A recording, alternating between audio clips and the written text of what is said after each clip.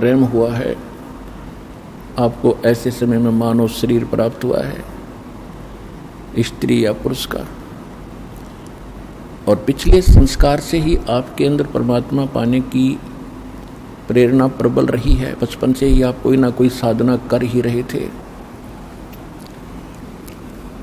तो जो साधना कर रहे थे हम उसको सही मानकर ही कर रहे थे। जब तक हमें ओरिजिनल और डुप्लीकेट का ज्ञान नहीं होता तब तक हम डुप्लीकेट नोट को भी छुपा कर सीने से लगा कर रखते हैं। और जिस समय हमें कोई ज्ञान करा देता है नकली और असली दोनों साथ साथ रख के, तो फिर हम दुख तो बहुत होता है कि मैं ठगा गया और नकली नोट लिए फिर रहा था, लेकिन उसका अब कोई यूज नहीं, उसको फेंकना ही पड़ता है। तो पुण्यात्माओं, जो साधनाएं हम कर रहे थे वो शास्त्र विधि त्याग करके मनमाना आचरण था। श्रीमद् भगवत गीता अध्याय नंबर 16 के श्लोक 23 और 24 में स्पष्ट किया है हमारे सदग्रंथों में परमात्मा ने कि शास्त्र विधि को त्याग कर जो मनमाना आचरण करते हैं, मनमानी पूजाएं करते हैं, मनमाने मंत्र जाप करते हैं, उनको न तो कोई सुख होता है, न उनकी कोई सिद्धि प्राप्त होती है, न ही उनकी परम गति होती है। और हम परमात्मा की साधना भक्ति इन तीन कामों के लिए ही करते हैं। हमें या सुख हो, हमें ऐसी ताकत मिले, सिद्धि मिले जिससे हम अपने लोक जा सकें और परम गति हो। इसलिए गीता अध्याय नंबर 16 के श्लोक नंबर 24 में तुरंत कहा कि अर्जुन, कर्तव्य और अकर्तव्य की व्यवस्था में कौन सी साधना करनी चाहिए, कौन सी ना करनी चाहिए, इसके लिए सदग्रंथों को ही प्रमाण मानना, किसी की दंत कथा पर विश्वास मत करना। तो पुण्यात्माओं, परमात्मा स्वयं आते हैं यथार्थ ज्ञान देने के लिए, क्योंकि जो सदग्रंथ हैं वो गॉड गिवन है। कौन से सदग्रंथ?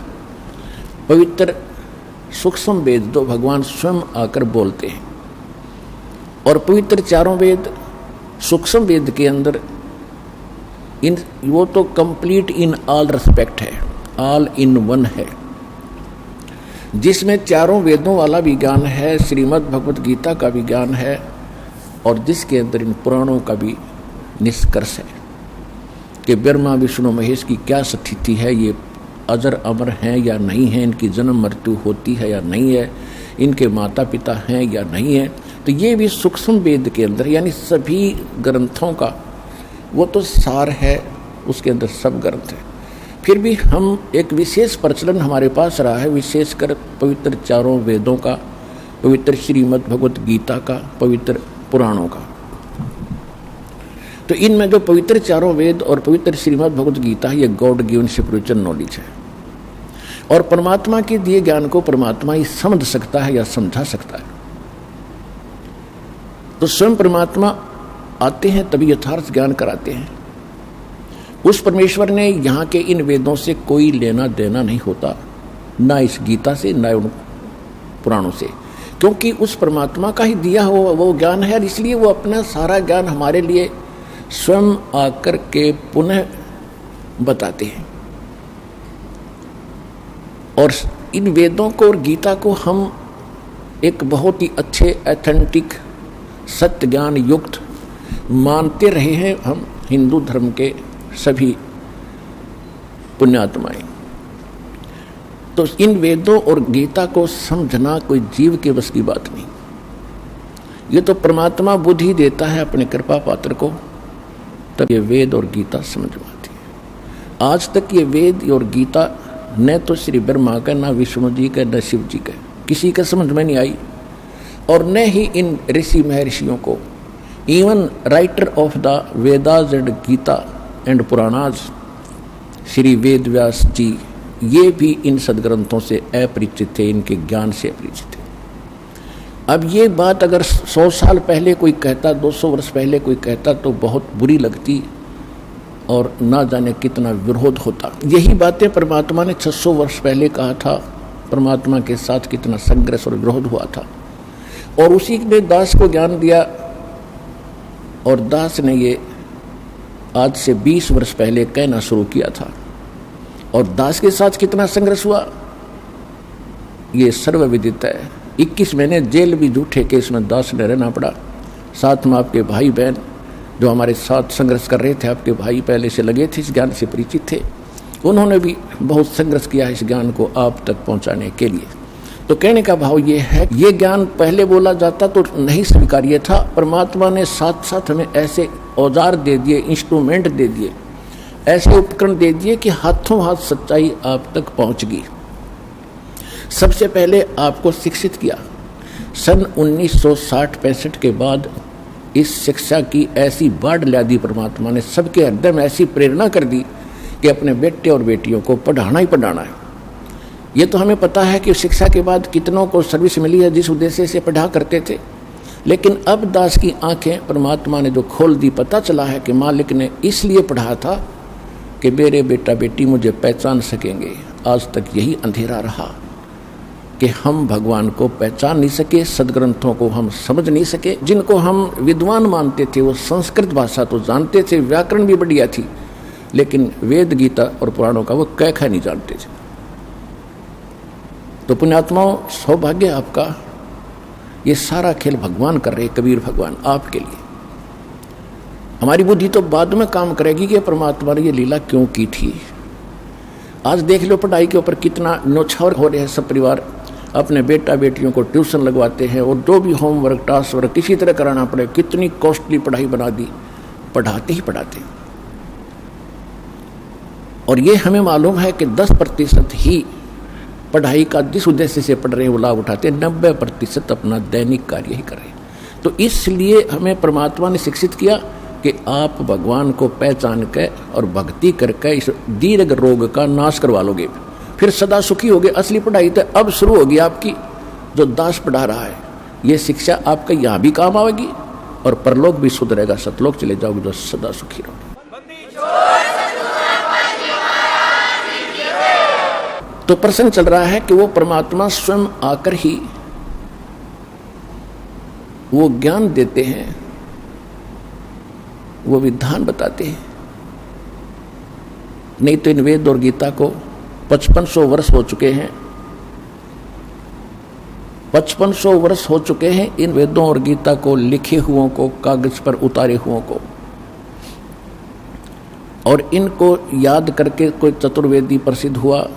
4 वेदों को कंठस्थ याद करना कोई बालकों का खेल नहीं है, वो भी कर लिया। उन्होंने सोचा था कि शायद वेदों के पढ़ने से मोक्ष हो जाएगा, मोक्ष नहीं हुआ। विद्वान बन गए, वह अज्ञानी बन गए, अभिमानी बन गए। किसी ने 3 वेदों को कंठस्थ किया, वो त्रिवेदी कहलाए। किसी ब्राह्मण ने 2 वेदों को कंठस्थ कर लिया, याद परंपरा थी उनकी, सभी करते थे याद ऐसे, तो द्विवेदी कहलाई। लेकिन मोक्ष नहीं था। क्यों? क्योंकि गुरु बिन काहुन पाया ज्ञाना, जो थोथा बुस छड़े मूड किसाना। गुरु बिन वेद पढ़े जो प्राणी, समझे न सार रहे अज्ञानी। अब जितने भी ऋषि महर्षि थे, इवन ब्रह्मा विष्णु महेश तक भी इन वेदों से अपरिचित थे, ये अज्ञानी थे, इनको ज्ञान भक्ति का नहीं था।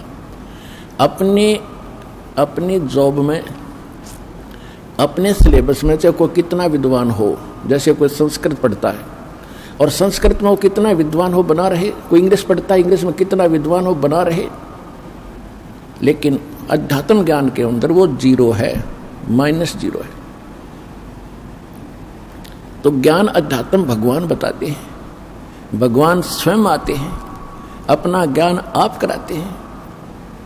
वेद प्रमाणित करते हैं कि अपने द्वारा रची हुई सृष्टि को परमात्मा स्वयं आकर ही ठीक ठीक बताते हैं। जिन सदग्रंथों को हम यथार्थ ज्ञान युक्त मानते हैं, पवित्र 4 वेद, पवित्र श्रीमद् भगवत गीता, ये तो है गॉड गिवन स्पिरिचुअल नॉलेज। और रही बात पुराण और उपनिषद, ये किसी ऋषि और संत साधु की अपना अनुभव है, अपना ज्ञान है, जैसा उसने भगवान को जाना। 18 पुराण श्री ब्रह्मा जी के द्वारा दिया गया ज्ञान है।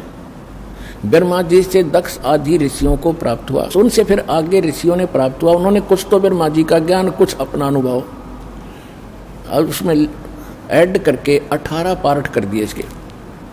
तो ये जो वेद से और गीता से ज्ञान नहीं मिलता है तो वो उन ऋषि महर्षियों का अपने घर का है, हमारे काम नहीं। और वेद और गीता में जो ज्ञान है यदि वो सूक्ष्म वेद में मिलता है, जैसे श्रीमद् भगवत गीता में कुछ इस काल भगवान ने, ब्रह्म ने कुछ थोड़ी सी गड़बड़ी कर रखी है जिसमें इसने युद्ध कराने के लिए बकवाद करी है। उदाहरण पर्याप्त होता है, दूसरे अध्याय के 37 और 38 श्लोक में ये दोगला ज्ञान दे रहा है। एक तो कह रहा है कि अर्जुन यदि तू युद्ध में मारा गया तो स्वर्ग प्राप्ति करेगा, और यदि युद्ध जीत गया तो तू पृथ्वी का राज भोगेगा, तेरे दोनों हाथों में लड्डू। यानी लोभ लालच दिखा रहा है। फिर 38वें श्लोक में कह रहा है दूसरे अध्याय के गीता जी में कि अर्जुन लाभ हानि न भूल के छोड़ के और निष्काम भाव से युद्ध कर ले। इस प्रकार युद्ध करने से तू पाप को प्राप्त नहीं होगा। कोई बात तो ये लाभ हानि तो पहले आप बता रहा है कि मर गया तो स्वर्ग में जाएगा, जीत गया तो सुख भोगेगा, और फिर नो क्या लाभ हानि छोड़ दे। तो ये इस तरह की जो बकवाद है गीता में, ये तो है इस ब्रह्म काल की। बाकी जो शेष ज्ञान है जो अध्यात्म सत्र का, भक्ति मार्ग का, वो बिल्कुल वेद वाला ही है। ये क्या था कि परमात्मा ने ये कंप्लीट स्पिरिचुअल नॉलेज, जिसको सवसम वेद, सूक्ष्म वेद भी कहते हैं, सवसम वेद भी कहते हैं, परमात्मा ने सबसे पहले इस जब ये सृष्टि रची थी काल की, इस काल के अंतःकरण में फैक्स कर दिया था, ईमेल कर दी थी। आज से अगर 50-100 वर्ष पहले हम ये ज्ञान देते तो आपका कतई यकीन नहीं होता। अब जो हम भौतिक विज्ञान को देख रहे हैं, परमात्मा की अध्यात्म विज्ञान है, इससे 1000 लाख करोड़ गुना सूक्ष्म और तेज है, ज़्यादा एफिशिएंट है। उसको समझने के लिए इतना पर्याप्त है। जैसे आज हम आप अपने कंप्यूटर से कितना मीटर और कहाँ भेज देते हो, 1000 किलोमीटर दूर, और बीच में कोई तार नहीं, वहाँ जाके निकाल लेते हैं, इतना बड़ा ग्रंथ बन जाता है।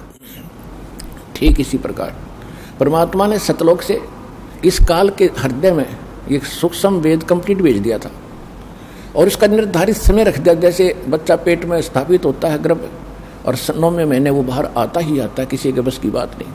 ठीक इसी प्रकार जब ब्रह्मा और विष्णु की उत्पत्ति इसने कर दी दुर्गा के संयोग से, यानी दुर्गा देवी और काल ये दोनों पति पत्नी हैं। ये गुप्त रहता है, इसने प्रतिज्ञा कर रखी है कि मैं किसी के सामने नहीं आऊँगा। क्यों? इसने गलती गढ़ी कर रखी है। इसको श्राप लगा 1 लाख मानव शरीरधारी प्राणियों को रोज खाने का। तो ये सामने आ जाए, सबको पता लग जाए ये कसाई है, तो सब इससे नफरत करें, इसलिए छुपा रहता है। गीता अध्याय नंबर 7 के श्लोक नंबर 24 और 25 में स्वयं कहता है कि अर्जुन, ये मूर्ख लोग मुझ अव्यक्तम व्यक्ति में अपनम मननते, मुझ अव्यक्त को, अव्यक्त माने मैं गुप्त रहता हूँ, अपनी योग माया से छुपा रहता हूँ, मैं किसी के समक्ष नहीं आता। और ये मूर्ख लोग मुझे कृष्ण मान रहे होंगे, व्यक्ति रूप में आया हुआ, आई एम नॉट कृष्ण, मैं छुपा रहता हूँ, मैं किसी के समक्ष नहीं आता। ये मेरा अटल घटिया विधान है, अनुत्तम अव्यय। तो कहने का भाव यह कि छुपा रहता है और सारा काम करता खुद है, किसी में प्रवेश करके, किसी को प्रेरणा करके। रिमोट इसके हाथ में है 21 ब्रह्मांड के प्राणियों का।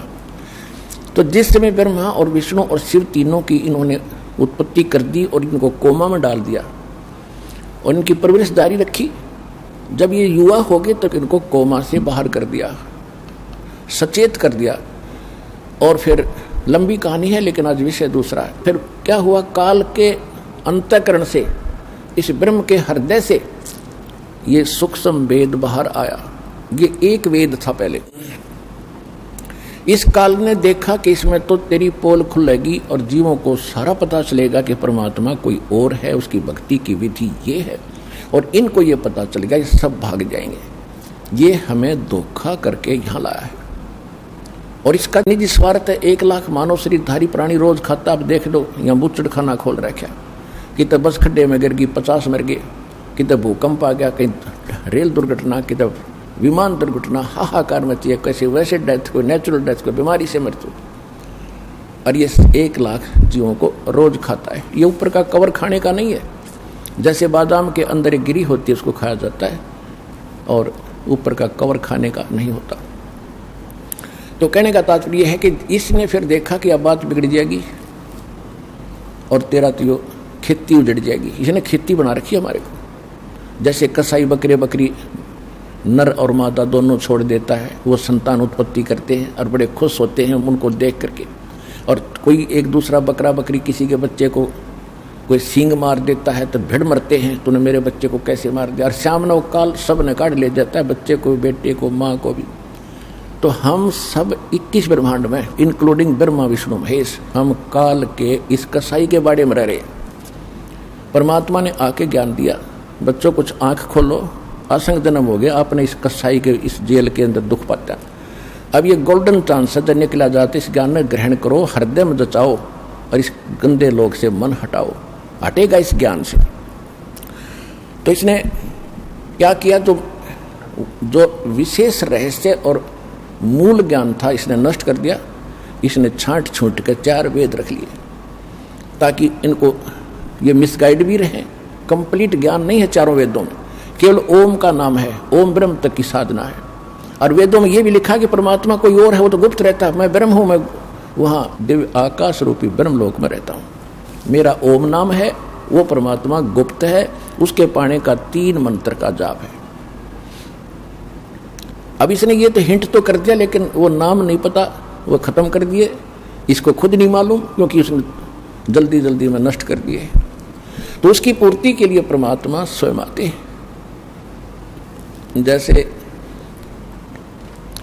ऋग्वेद मंडल नंबर 9 सूक्त 1 मंत्र 8 और 9 में, ऋग्वेद मंडल नंबर 9 सूक्त 67 मंत्र 26 में ये स्पष्ट किया है कि वो परमात्मा 3 प्रकार से हमारे केयर टेक करता है, 3 प्रकार के शरीरों से, 3 सतिथि से। एक सतिथि है परमात्मा सतलोक में रहते हैं, एक सिंहासन के ऊपर यानी तख्त कहते हैं। जैसे दिल्ली के तख्त पर, जैसे हम पढ़ा करते इतिहास, दिल्ली के तख्त पर अकबर बादशाह का शासन था। तख्त माने सिंहासन, राजगद्दी। तो परमात्मा सतलोक में सिंहासन पर अनंत कोट ब्रह्मांड के राजा महाराजा सम्राट के रूप में विराजमान है।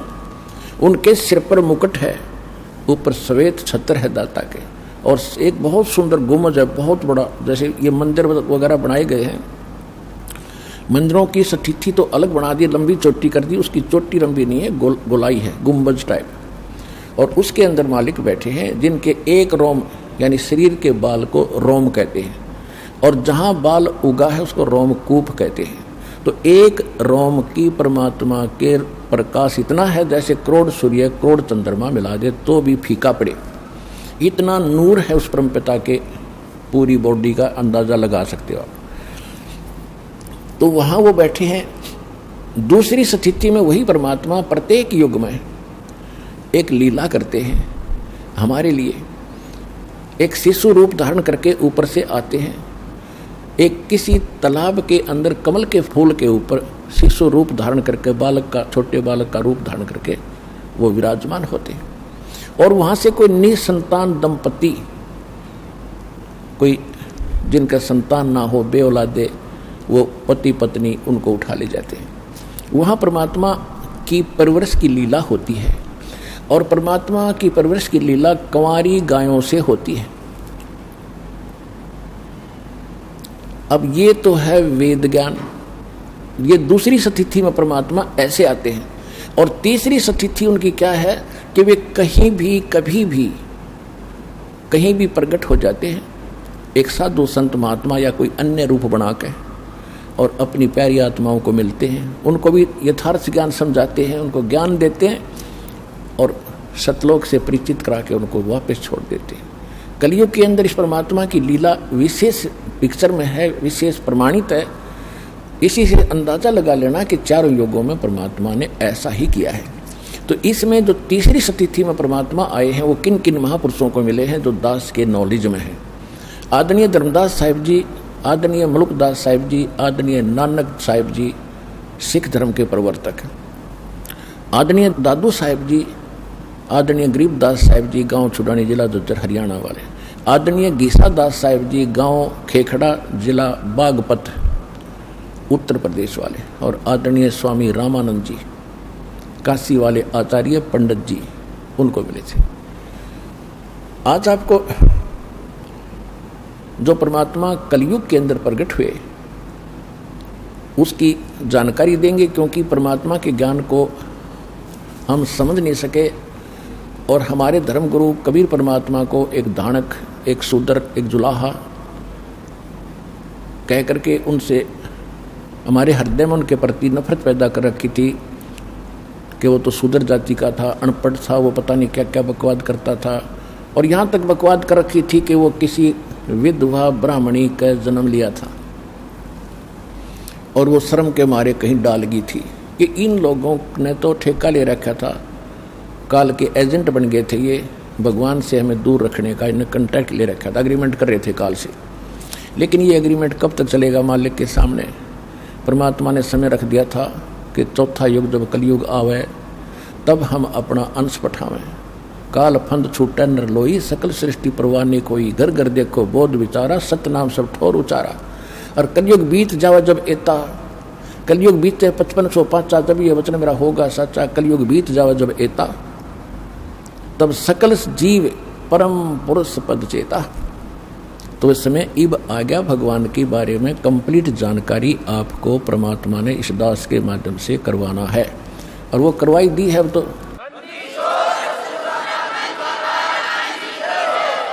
क्योंकि परमात्मा परमात्मा ही होता है, उनका कोई भी काम इनकम्प्लीट नहीं होता, उसमें कोई त्रुटि नहीं होती, कोई मीन मेख नहीं होती।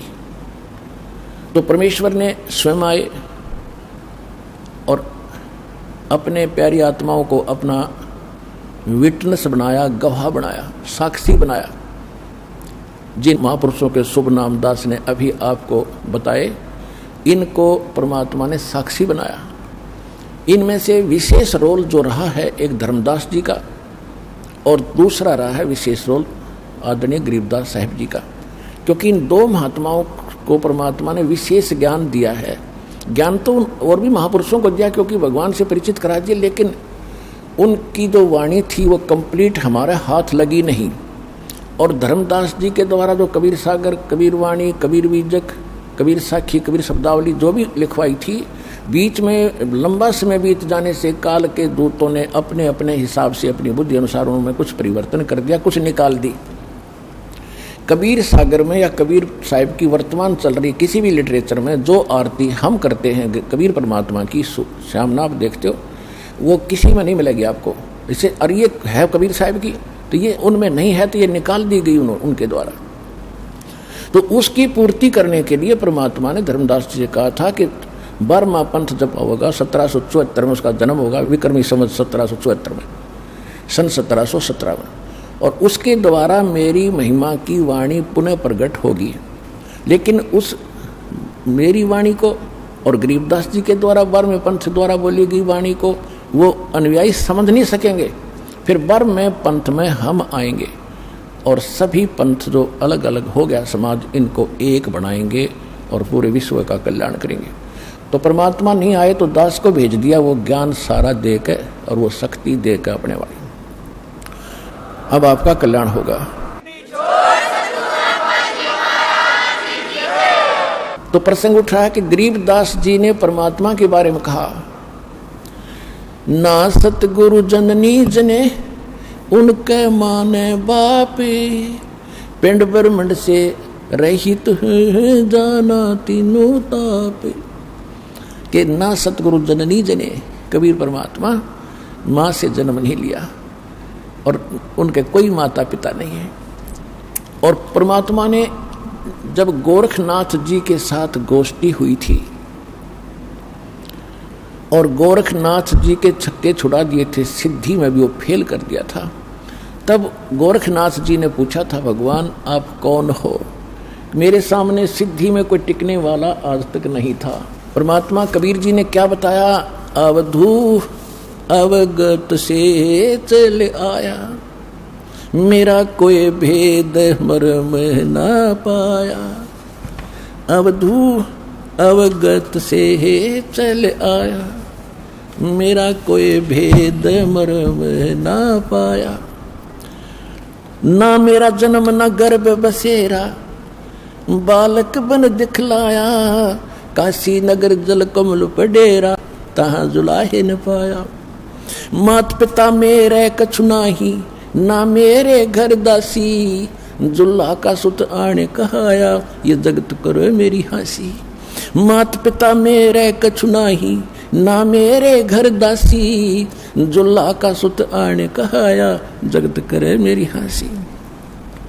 पांच तत्व का धड़ना मेरा, जानो ज्ञान अपारा। सत्य स्वरूपी नाम साहिब का, वो है नाम हमारा।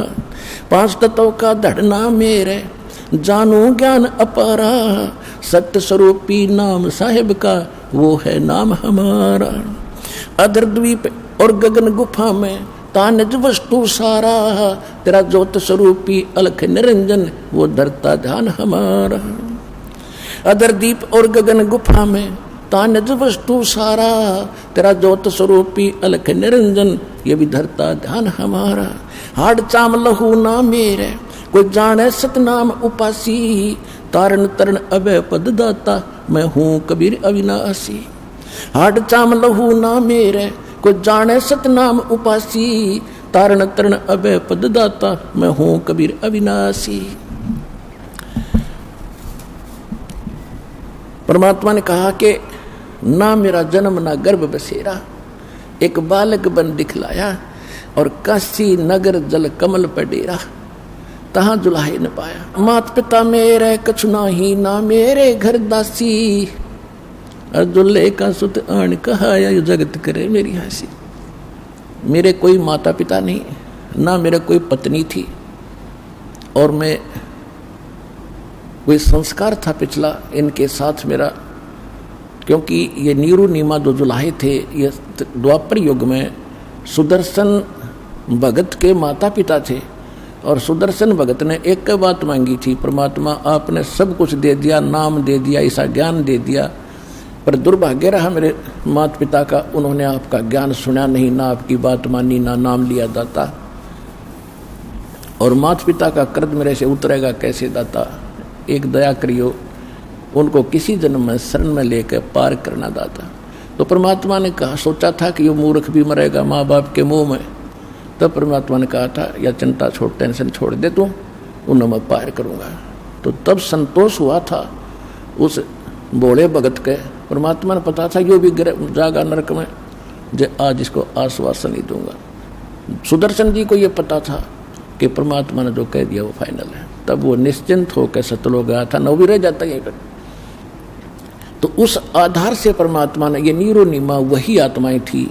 तो इनके लिए मालिक ने देखो कहाँ जंगल में आके विश्राम किया एक कमल के फूल पर, और फिर जुलाहों में झोपड़ी में आज से 600 वर्ष पहले क्या स्थिति थी आम नागरिक की अपने हिंदुस्तान के अंदर, और वो शूद्र जाति वहाँ कैसे रहते थे, कैसा वहाँ पर भेड़ बकरियों का मलमूत्र बांस उठी रहा करती, बदबू आती थी, बेड स्मेल होती थी, और वहाँ भी रहे मालिक हमारे लिए।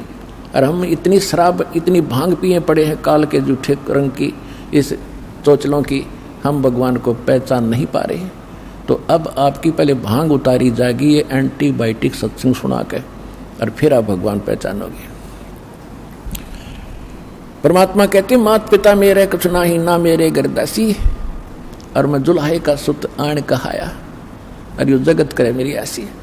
मुझे दुल्हा सुदर दानक कह के और मेरा मजाक उड़ा रहे हैं।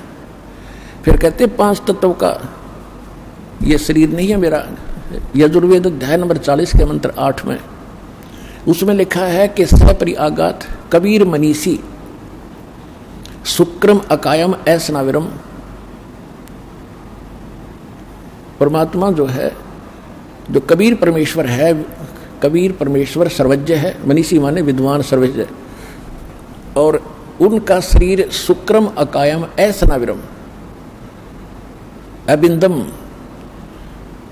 उसका शरीर जो मालिक का है वो स्नायु से वाला नहीं है, और माता पिता से बनी हुई काया नहीं है, शरीर से शुक्र से बनी हुई काया नहीं है, माता पिता के शुक्र से रज बीरज से बनी हुई उसकी काया नहीं है। अब इन अनाड़ी ऋषियों ने 40वें अध्याय के 8वें श्लोक को कैसे गलत डिफाइन कर दिया, शुक्रम अकायम, कि वो अकायम है। और शुक्रम क्यों कहा फिर उसने? शुक्रम शब्द किस लिए लगा दिया? कायम शब्द पर्याप्त था, फिर क्यों? असनाविरम माने उसके नर्वस सिस्टम नहीं है, स्नायु नहीं है। असनाविरम शुक्रम अकायम, शुक्र से बनी हुई काया नहीं है और उसमें नाड़ी तंत्र नहीं है। वो स्वयंभू है, प्रिभू है, सबसे पहला परमात्मा है। सप्रियागात, सबसे पहला देहधारी वही है। सप्रियागात यानी सबसे पहला देहधारी वही परमात्मा है। और उसका शरीर कैसा है? वो शुक्रम अकायम है सनाविरम, वो माता पिता के शुक्र से बना हुआ उसका शरीर नहीं है, नाड़ी तंत्र उसके अंदर नहीं, लेकिन है साकार, वो स्वयंभू है, उसका कोई जनक नहीं है। तो यहां बताते हैं 5 तत्वों का धड़ना मेरे में जानो ज्ञान अपारा, और सत्स्वरूपी नाम साहिब का ओ ही नाम हमारा। यानी असली नाम परमात्मा का कबीर साहब है, और कहते वो ही नाम है मेरा असली नाम, ये समझ लो। और कहते अदर द्वीप गगन गुफा में ताने वस्तु सारा, और तेरा ये ज्योत स्वरूपी काल निरंजन ब्रह्म, ये भी धरता है ध्यान हमारा, ये भी मेरा ध्यान करता है, और वहाँ से फिर मैं इसको टुकड़ा देता हूँ। इसका 21 ब्रह्मांड चल रहा है। हाड चाम लो ना मेरे, ये हाड चामड़ा लोग का शरीर नहीं है। कोई जाने सतनाम उपासी, यानी मेरे इस स्थिति को उस समय जानेंगे जब सतनाम का प्रचार सब जगह हो जाएगा, उनके अंदर सब प्रमाणों से प्रमाणित किया जाएगा।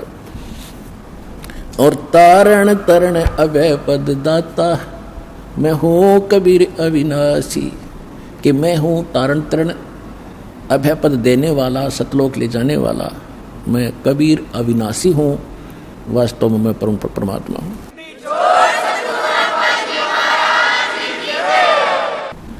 अब परमात्मा के कलयुग के अंदर प्राकट्य के विषय में जानकारी देंगे।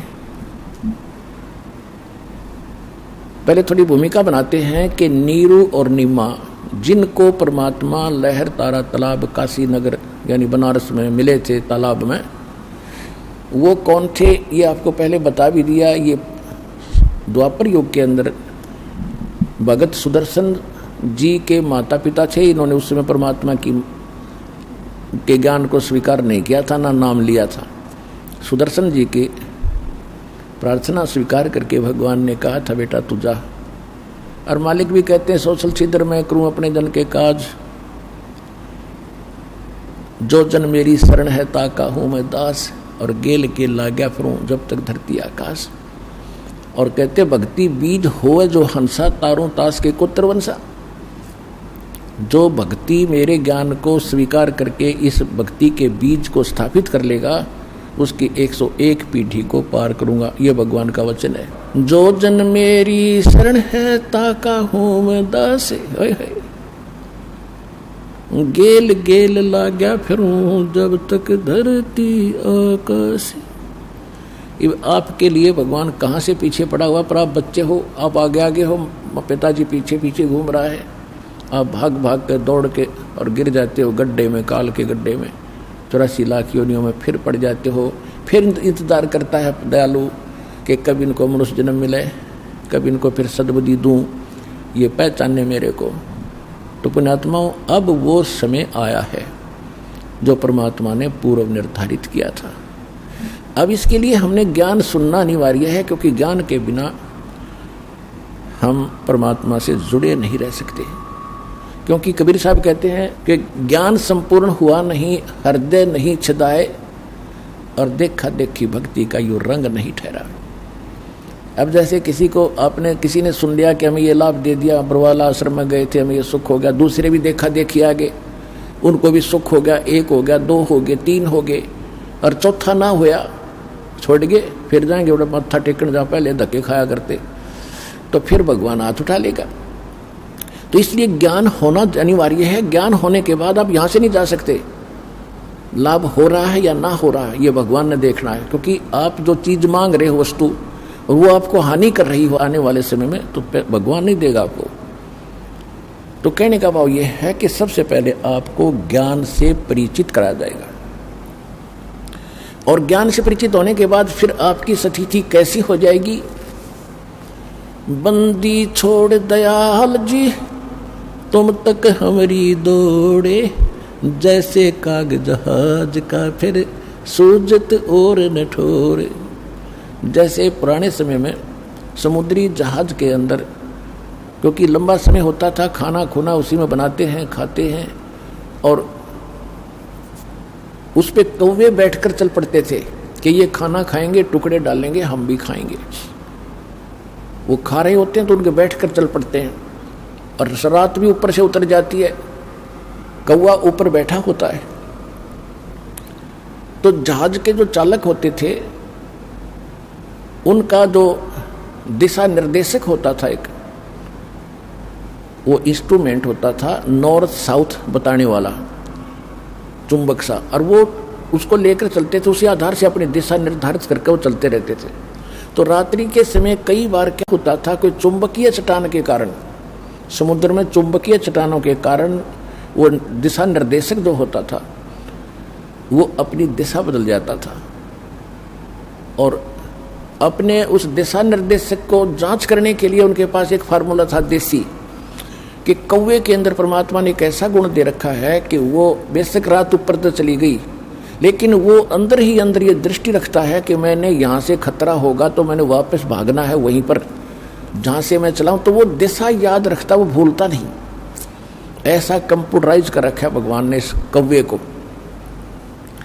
तो वो अपने उस इंस्ट्रूमेंट का जांच करने के लिए चालक क्या करते थे, उस कौवे के डले मारते थे, उसको विवश कर देते थे जहाज से उड़ने के लिए, और वो चलता था उड़ के फिर सीधा अपने उस जहां से वो चला था उसी दिशा में सीधा चलता है। तो जिस कारण से वो जहाज वालों का तो इतना ही काम था, किसी ये देख लिए कौन सी दिशा में जा रहा है, तो वो पूर्व दिशा से चले थे तो पूर्व दिशा को चलेगा, तो वो सीधा कर लेते अपने जहाज को कि हम अब ठीक चल रहे। और जब कौवा देखता है वो 100-200 फुट 400 फुट उड़ता है, उसको कहीं और ठिकाना दिखाई नहीं देता उस जहाज के अतिरिक्त। अगर जहाज के अतिरिक्त वो कहीं बैठता है तो डूब कर मरे उस पानी में, जल में। इसलिए वापस आकर उसको जहाज पर ही शरण लेनी पड़ती है, उसको कहीं ठिकाना और दिखाई नहीं देता। तो इसी प्रकार जब आपको कंप्लीट ज्ञान हो जाएगा इस कबीर भगवान का, आपकी स्थिति ऐसी हो जाएगी कि सतलोक आश्रम बरवाला के अतिरिक्त इस पृथ्वी पर कितना उभरण यानी बचाव का स्थान नहीं है, इस काल के बहुजल में डूबन का ही है। तो इसलिए आप जी को इतना विद्वान बनाया जा रहा है कि आपकी स्थिति फिर ऐसी हो जाए, बंदी छोड़ दयाल जी तुम तक हमारी दौड़े, जैसे काग जहाज का अब सूजत और न ठोरे। तो आज आपको परमात्मा आपके लिए कितना कष्ट उठा रहे हैं, कैसे आते हैं, और आप इतने अनजान हो गए, इतने गाफिल हो गए कि आप भगवान को नहीं पहचान पा रहे। और थोड़ा सा सुख है, कोई उच्च पोस्ट प्राप्त होगी है, ने सोचा प्लातून पाक गया। अब इन जो अधिकारी हैं छोटे या बड़े, इन साहब कह देते फूल जा, और जय इन भगत जी कह देते शर हो जा। इतना अभिमान हो गया इन लोगों में।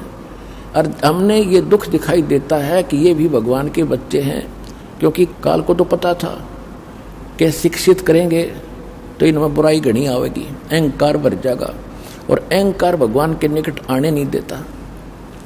तो परमात्मा को मालूम था कि ये बिगड़ेंगे तो इन्हें सेट भी कर लूँगा, एक बार ज्ञान समझ में आ जाओ, ये समझण जोगे हो जा, फिर इन्हें श्याम दाम दंड भेद से सीधा मार्ग लाऊंगा।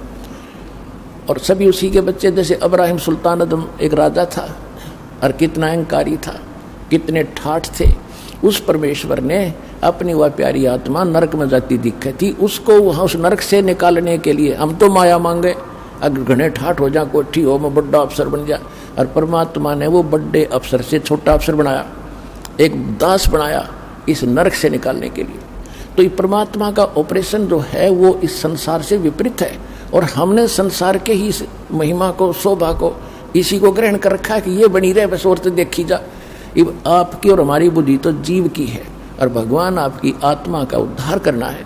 तो अब परमात्मा ने सभी को ठीक करना है, और ठीक हुए बिना, ये सिद्ध हुए बिना ये भक्ति नहीं कर सकते। इनकी अकल ठिकाने लानी दाता ने तो कोई प्रधानमंत्री बनाया फिर है, और चाहे कितनी उच्च पोस्ट प्राप्त उसको, वो उसके बच्चे हैं। और ये वो बच्चे जो अब्राहिम सुल्तान अदम जैसे थे, अच्छी किस्मत, पिछले जन्म के बड़े पुण्यकर्मी है भगवान के, कभी इन्होंने भक्ति ठीक कर रखी है, आज ये अपना जीवन नाश करके गधा बन के खड़े हो जाएंगे। तो वो परमात्मा चाहता है कि कति निर्धन से लेकर अमीर तक और छोटे से लेकर बड़े कितने भी अधिकारी कर्मचारी हैं, सबको भगवान का ज्ञान कराना है, इनका जीवन नाश होने से बचाना है। तो इसके लिए पुण्यात्माओं दास के साथ आपने थोड़ा सा संघर्ष करना पड़ेगा। हम किसी का बुरा नहीं करेंगे, हम भले के लिए करेंगे, सबके उद्धार के लिए करेंगे। जैसे बच्चा इंजेक्शन नहीं लगवाता है तो पकड़ कर माता पिता जबरदस्ती लगवाते हैं, रोलेगा थोड़ी देर और क्या होगा, फिर जीवन तक बचेगा उसका। तो जो भी ये थोड़े दिन बकवास करेंगे कर लेंगे, पर इन्हें सिद्ध कराएंगे। भक्ति करो और प्रचार करो मालिक का, उन तक पहुंचा दो मालिक के ज्ञान को, उनकी आंखें खुल जाएंगी।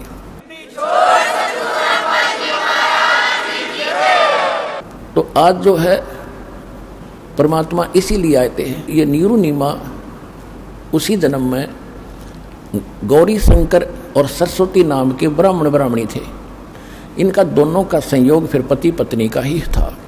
गौरी शंकर इस पुरुष का नाम था। ये बहुत अच्छा नेक व्यक्ति था, अच्छा ब्राह्मण था, किसी को गुमराह नहीं करता था, ना ये दूसरे जो श्राद्ध श्रुत के चक्कर में ये नहीं पड़ता था। केवल शिव भगवान की कथा करके जनता को ज्ञान समझाता था, भगवान की महिमा बताता था जैसा इसको पता था, और उससे जो भी दक्षिणा आती थी उससे अपना निर्वाह करता था। और फिर भी कोई पैसा बच जाता था तो भंडारा करता था, धर्म में लगाता था। ऐसा नेक ब्राह्मण था और इसकी महिमा घनी हो गई थी। बाकी तो रोजी रोटी वाले ब्राह्मण थे, तेरा ये करड़ाई आ गई है, तेरे ऊपर ये संकट है, इतने पैसे धर दे, इतने दान कर दे, फलाना कर दे, ये अटपट करणीय थे। तो उनकी महिमा कम होती जा रही थी और गौरी शंकर की संख्या श्रोताओं की यानी यजमानों की बढ़ती जा रही थी। और पहले ये हमारे ब्राह्मण लोग शिक्षा इसलिए ग्रहण करते थे कि हम ज़्यादा इनकम कर सकेंगे। कोई काशी विद्यापीठ पर कहा जाता था तो उस क्षेत्र में उसी से सब अपनी क्रियाएं कराते थे, उसके खूब धन इकट्ठा होता था। जैसे आज शिक्षा का क्या उद्देश्य है, चाहे कोई डॉक्टर बनता हो, चाहे कोई इंजीनियर बनता है, और चाहे कोई किसी प्रकार की भी जो करता है, चाहे कोई वकालत करता है, तो वो इन्होंने सोचा घनी माया कमाऊंगा और कौन से ट्रेनिंग में कौन सी कोर्स करने से घनी माया मिलेगी। अब इतना उद्देश्य बेच सकते हैं, कोई मानो चाहे मत मानो, इतना ही उद्देश्य लेकर पढ़ रहे हैं हम। फिर क्या है कि इसी प्रकार पहले ये ब्राह्मण लोग पढ़ा करते थे, अपने बच्चों को पढ़ा करते थे कि काशी विद्यापीठ पढ़ कर आ गया तो घनी कमाई करा करेगा, ठाठ हो जाएंगे। इसी कारण से उन ब्राह्मणों को ईर्षा होगी उस गौरी शंकर से। उधर से उस समय मुसलमान धर्म के जो राजा लोग थे वो दिल्ली के शासक रहे लगातार कंटिन्यू। तो मुसलमानों को पता चला, काजी और मुल्लाओं को, कि हिंदू धर्म का सबसे ज़्यादा प्रचार ये गौरी शंकर कर रहा है। और उनको ये भी मालूम हुआ कि जो अन्य धर्म गुरु हैं वो सारे इसके विरोधी हैं। उसका फायदा उठा के उन्होंने गौरी शंकर सरस्वती को जबरदस्ती मुसलमान बना दिया। उनके घर में अपना जूठा पानी छिड़क दिया, उनके मुंह में डाल दिया, और सब देखने वाले देख रहे थे। उन ब्राह्मणों को पता चला जो इससे ईर्षा रखते थे, उन्होंने सब जगह पंचायत करके कह दिया कि गौरी शंकर मुसलमान हो गया, इसको धर्म से जाति से निकाल दिया, इसको गंगा में स्नान करना बंद, इससे कोई भाईचारा बंद और इसके नाते रिश्ते बंद। अब वो ऐसा ही हो गया और उसके पास कोई चारा बचा नहीं। गौरी शंकर सरस्वती के पास उन्होंने मुसलमान धर्म स्वीकार करना पड़ा। अब समस्या आ गई रोजी रोटी की। पहले तो दक्षिणा आती थी, अब उन्होंने सोचा भी सस्ते में कौन सा काम शुरू हो। उन्होंने कपड़ा बुनने का काम सबसे आसान लगा। उसमें कोई पैसा नहीं लगता, 4 लकड़ के लठ गाड़ने होते हैं डंडे खुट्टे से, और तार पूरा अपना शुरू कर दिया। एक लिया का वो छोटा सा काट का बना होता है लोहे का, बस उससे उसका गुजारा शुरू कर दिया। फिर भी इतने नेक थे कि अपना गुजारा करते थे, बच जाता था धर्मपुन पर। जैसा भी उस धर्म का ज्ञान था उसी तरह लगाने लगे। अब परमात्मा अपने पूर्व संस्कार अपने वचनानुसार उनको आके संभालना ही था, और उसके साथ साथ फिर अपनी जो लीला वो करते हैं प्रत्येक युग में वो भी करनी ही थी। संवत 1455 विक्रमी संवत 1455 सन 1398 ज्येष्ठ सुदी पूर्णमासी को सुबह सुबह परमात्मा ब्रह्म मुहूर्त के अंदर ब्रह्म मुहूर्त होता है सूर्य उदय होने से लगभग 1.5 घंटा पूर्व का समय। तो उस समय परमात्मा सतलोक से आकर के, इससे पहले थोड़ा ये बताना अनिवार्य हो गया कि नीरू और नीमा उनके नाम रख दिए। गौरी शंकर का नाम रख दिया नूर अली, उसको शॉर्टकट में नीरू कहा करते थे, और उसका सरस्वती का नाम रख दिया नियामत, तो उसको कहने लगे नीमा। तो नीरू नीमा का गंगा घाट पर स्नान करना बंद कर दिया हिंदुओं ने, धर्मगुरुओं ने। तो उन्होंने सोचा कि कोई ऐसा स्थान खोजें जहाँ गंगा का ही जल बाहर आ रहा हो। तो एक लहर तारा नाम का एक सरोवर था जिसमें गऊ घाटों के ऊपर से, जहाँ गऊ घाट बने होते थे, उनके ऊपर के वर्षा के दिनों में ओवरफ्लो होकर दरियाएं चलती हैं, तो तब झालों से उछल उछल कर जल और एक सरोवर का रूप ले लेता था, धारण कर लेता था। फिर वो सारा वर्ष बड़ा निर्मल जल रहता है, क्योंकि गंगा के जल में एक विशेषता है, वो खराब नहीं होता, बहुत स्वच्छ और निर्मल जल, उसमें कमल के फूल उगाए होते हैं। तो वो वहाँ स्नान करने जाने लगे, जो उनकी कुटिया से लगभग 4 किलोमीटर दूर था, 3.5-4 किलोमीटर। यह दास देख कर आया है, दास के साथ सैकड़ों भगत भी आपके भाई बहन गए थे, वहाँ देख कर आए थे। तो लहर तारा तालाब में वो प्रतिदिन स्नान करके आया करते थे। उसी सरोवर के ऊपर एक अष्टानंद नाम के एक ब्राह्मण थे, ऋषि, जो स्वामी रामानंद पंडित जी आचार्य थे, बड़े विद्वान पुरुष माने जाते थे, वो वेदों और गीता के, उनके शिष्य थे। वो भी वहाँ स्नान करने जाते थे प्रतिदिन, दूसरे किनारे पर, नीरुनिमा दूसरे किनारे पर स्नान करते थे। और अष्टानंद जी स्नान करके प्रतिदिन वहाँ अपने गुरु जी द्वारा प्राप्त भक्ति विधि का कुछ अभ्यास किया करते थे, ध्यान आदि लगाने की चेष्टा वहाँ करते थे, क्योंकि वहाँ सुंदर सुबह सुबह शांत वातावरण, और गर्मियों का मौसम था, जून का महीना, शीतल हवा सुबह सुबह चल रही थी, बहुत अच्छा वातावरण वहाँ जंगल का होता है। वहाँ नहा के धो के अपना बछा के चद्दर, और वहाँ बैठ कर अपनी साधना प्रतिदिन किया करता था कुछ समय के लिए, फिर चला आता था, उसमें स्नान करके ऐसे साधना करता था। तो परमात्मा सतलोक से चलकर परमेश्वर आए कबीर जी, और एक शिशु रूप धारण करके कमल के फूल पर विराजमान हुए।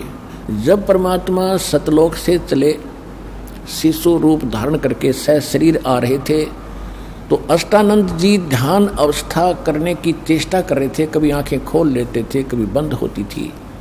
तो उसने क्या देखा कि आकाश से एक प्रकाश का, बहुत तेज प्रकाश का गोला सा और पूरी गति से आ रहा है।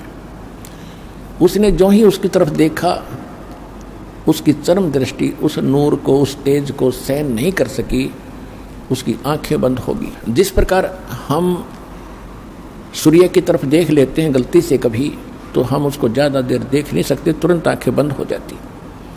और आंखें बंद होती हैं या दूसरी तरफ करते हैं तो हमारी आंखों के सामने सूर्य का प्रकाश रहित एक आकृति दिखाई देती है, प्रकाश रहित एक आकृति हमारे आंखों में समा जाती है, और जिधर भी देखते हैं फिर वही दिखाई देती है। इसी प्रकार अष्टानंद ने जब उस गोले प्रकाश के पुंज को देखा, उसकी आंखें सहन नहीं कर सकी चरम दृष्टि, तो आंखें बंद हुई। तो क्या देखा, एक बालक दिखाई दिया, प्रकाश रहित नूर बालक का, आकृति बच्चे की दिखाई दी।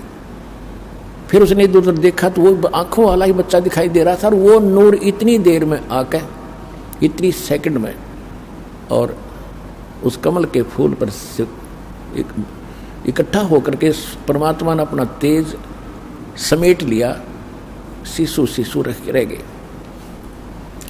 अंधेरे में उसने और कुछ दिखाई नहीं दिया कि मुझे तो मेरी आंखों में एक बच्चा सा दिखाई दे रहा, ये क्या लीला हुई। वो उठकर चल पड़ा। उसने जाकर के अपने पूज्य गुरुदेव स्वामी रामानंद ब्राह्मण पंडित जी से अपनी सारी घटना बताई कि महाराज ये क्या कारण है, ये कोई मेरी भक्ति की उपलब्धि है या कोई मेरी भ्रमणा है, मुझे कोई शंका हुई है।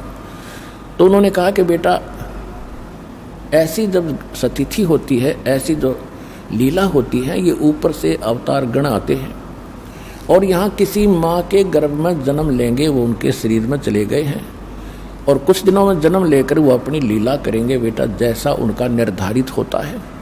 अब स्वामी रामानंद जी को इतना ही ज्ञान था कि ये जिनको भगवान मानते हैं, श्री राम, श्री कृष्ण आदि, और जितने भी 9 अवतार मानते हैं, 24 मानते हैं, ये सभी माँ से ही जन्म लेते हैं।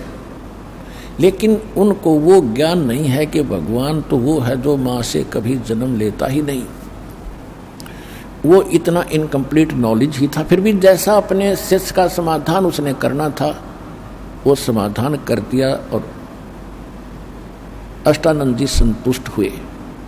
उधर से क्या हुआ कि नीरू नीमा की एज बहुत हो गई थी, उनका कोई संतान नहीं थी। और पुण्यात्मा, हमारे समाज में एक बहुत बड़ी बीमारी ये भी है कि किसी का संतान ना हो तो उसका जीना आराम कर देते हैं। यहाँ तक देखा हमने कि उससे तो नफरत करने लग जाते हैं कि इसकी सुबह सुबह शक्ल भी ना देखनी चाहिए जिसका संतान नहीं है। और जिस कारण से वो स्वयं भी महसूस कर जाते हैं कि हम चले हैं तो लोग घरों में बढ़ जाएंगे या कोई रास्ता बदल जाते हैं। लेकिन अब बने क्या? अब अध्यात्म मार्ग के अंदर हम आपको बताते हैं कि जिनका संतान नहीं है, वो तो अलग बात है कि आज समाज, ऐसे समाज में रहते हो जहां आपको ये ज्ञान सुनने को मिलता नहीं, और सुनने को मिलता है तो एक दिन मिलता है, वहां बाकी समय में वहाँ सब लोगों के ताने यानी व्यंग सहन ही करने पड़ते हैं, जिस कारण से हमारा ये ज्ञान हृदय में टिकता नहीं। फिर भी परमात्मा अपने बच्चों को वो तो रहम कर देते हैं कि चलिए ऐसे नहीं तो ऐसे मान लेगा, लेकिन जिनका उन्हें मोक्ष करना है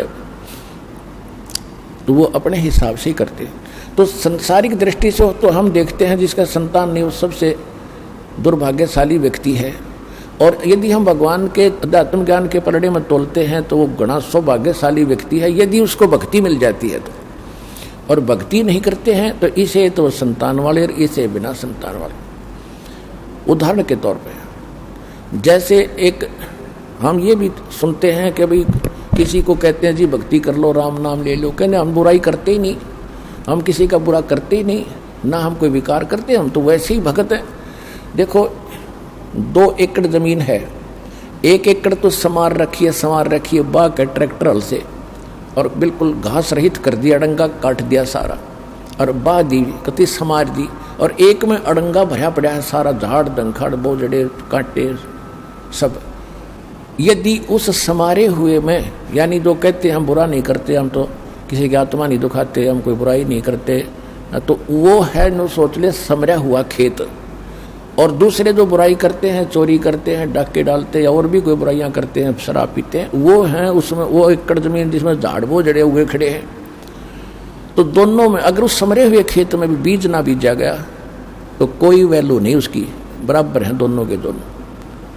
तो कहने का भाव यह पुण्यात्माओं, जब भक्ति जो ऐसी आत्माएं हैं उन्हें तो जल्दी काम बनेगा उनका, सारी बुराई पहले से दूर है, समरा खेत बीज बोझ उदास देगा आपको, और भक्ति का कल्याण कराओ अपना आत्मा का।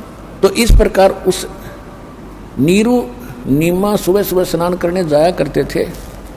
उस दिन पहले दिन कोई एक ऐसी कोई रिश्तेदार आ गई दूर निकट की, जिसने नीमा का इंजेक्शन ला दिए पहले दिन। बताइए भगवान एक जातक तो देना ही था, एक बालक हो जाता था क्या तेरा भी समाज में सिर हो जाता, साझा हो जाता। बता बच्चे बिना कैसे जियोगे, बुढ़ापे में कौन तुम्हारी उंगली पकड़ेगा। तो ऐसे इंजेक्शन वो समाज के लग गए। वह तो चली गई इंजेक्शन ला के, और नीमा सारी रात करवट बदलती रही, नींद नहीं आई है भगवान बच्चा बिना क्या होगा, संसार में कैसे जिया जाएगा। नीरू ने उठाया कि चलो स्नान करने चलते हैं। वो चल पड़ी, रास्ते में रो रही है, बुरी तरह बिलख रही है कि हे भगवान क्या तेरे घर में, क्योंकि उस समय भी वो शंकर भगवान को हृदय से उतार नहीं सके थे। बेशक से मुसलमान भी बन गए थे और मुसलमानों वाली साधना भी वो कर रहे थे, लेकिन अंतःकरण में उनका भगवान शंकर की छाप न्यों की न्यों थी। और किसी भी आपदा के अंदर उसी से प्रार्थना किया करते थे, और कह रही थी, रो रही थी कि हे शंकर भगवान क्या आपके घर में बच्चों की कमी होगी, परमात्मा एक मुझे भी दे देते अल्लाह, तो मेरा भी संसार में साझा हो जाता। बुरी तरह रो रही थी। नीरू ने कहा कि नीमा यदि हमारे भाग्य में होता तो भगवान दे ही देते हैं। आंखें खराब कर लेगी रो रो के, कोई उंगली पकड़ने वाला है नहीं, और दूना दुख हो जाएगा, ना रो। ऐसे कहते कहते वो सरोवर पर पहुंच गए, लहर तारा नामक उस सरोवर पर पहुंच गए। अष्टानंद वहां से जा चुका था। पहले नीमा ने स्नान किया। जब वो स्नान करके बाहर आ गई, फिर वो स्नान करने के लिए उतरा, और सुबह का जो उजियारा है शीघ्र ही अच्छे एकदम साफ सा हो जाता है शीघ्र ही। तो जब दोबारा नीमा गई लहर तारा तालाब के ऊपर उस वस्त्र को धोने के लिए जिसको बांध कर वो स्नान करके आई थी, किनारे पर पहुंची तो क्या देखा कि किनारे से उस तालाब के अंदर कमल के फूल पर कोई वस्तु हिल रही है। परमात्मा एक पैर ऐसे अपना एक पैर को हिला रहे थे। नीमा ने सोचा कि कोई सर्प ना हो और मेरे पति को ना डस ले। उसने और गौर से देखा, ध्यान से देखने से पता चला तो बालक है। तो उसने अपने पति से कहा, जी देखियो देखियो देखो बच्चा डूबेगा, बच्चा कमल के फूल पर जल में। अब नीरू नहा रहा था ऐसे ऐसे करके, गोते लगा रहा था। वो कह रहा कि नीमा तो कति मेंटल होगी, तेरा दिमाग चल गया, अब तुझे जल में भी बच्चे दिखाई देने लगे, तू मान मेरी बात, ज्यादा वहम छोड़ दे। तो उसने फिर के साथ कहा, जी देखो सचमुच तो देखो तो जरा। जब उसने देखा जिधर वो संकेत कर रही थी तो सचमुच बालक कमल के फूल पर। उसने न्यू का न्यू उठा लिया उस फूल के समेत। चित्र परमात्मा का ये देखिएगा, चित्र परमात्मा। ना मेरा जन्म न गर्भ बसेरा, बालक बन दिखलाया, काशी नगर जल कमल पडेरा, तहां जुलाहे न पाया। मात पिता मेरे कछु नाही, ना मेरे घर दासी, जुल्ला का सुत आण कहाया, जगत करे मेरी हासी। नीरू ने ला करके वो बच्चा अपनी पत्नी को थमा दिया। अपना आत्माओं, जिस परमात्मा के लिए ऋषि महर्षि हमने भी कभी किसी जन्म में शरीर गाल दिए, उसको पाने के लिए कठिन तपस्याएं की, उल्टा पैर ऊपर पैर करके नीचे को सिर करके भी साधनाएं की। वृक्षों पर भी झूले, हमने पैर भी सुझा लिए, खड़े तप किए, कहीं बैठ कर किए। क्यों खोद रहे थे उस मालिक को? क्योंकि उसमें घना गुण है। उसके प्राप्त होने के बाद हमें यहाँ भी सुख और परलोक चले जाएंगे। और वही शीतल सुखदायी परमात्मा जिस माई के सीने से लगा एक बेटे की तरह, अब उसको जो अनुभव सुख का हुआ होगा उसका कोई शब्दों में बयान उसको नहीं किया जा सकता। अगर वो मालिक के हम चरणों में भी लग जाएं उसके, तो हमें कितना सुख होगा। और वो सीने से लग रहा है उस माँ के, उस माई को। तो गरीबदास साहिब जी ने उनका चित्रार्थ बहुत अच्छा किया है कि गोद लिया मुख चूम कर हेम रूप जलकंत। कहते उस माई ने उस उठाया, कभी उसके मुंह न चूमे, कभी माथे न चूमे उसके, न कभी सीने से लगा। और सौ शुक्र मनाओ अपने शंकर भगवान का कि हे परमात्मा, आज याद किया था आपको हृदय से, आज ही आपने पुत्र दे दिया।